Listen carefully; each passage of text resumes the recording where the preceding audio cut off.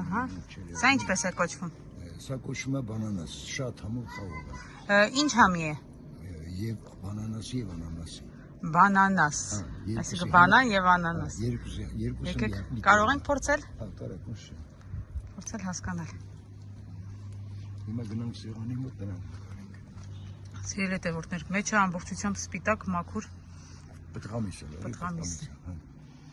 Չգիտեմ, այսպես կերևա, ահա, կարող եք տեսնել։ Ու կորիզներ չկան։ Ամերիկյան քիշմիշ է, չկան անկուրից խաղող է։ Տեսեք, սա քիշմիշ ավատարն է։ Հիմա կտրեմ նայեք։ Լրիվ մաքուր է, անմահական խաղող է։ Բոլորը սրանից գալի տանում են իրենց ձեռքով չամիչ անելու համար։ Հիմա նայեք երկարությունը։ Մոտ 4.5 սանտիմետր։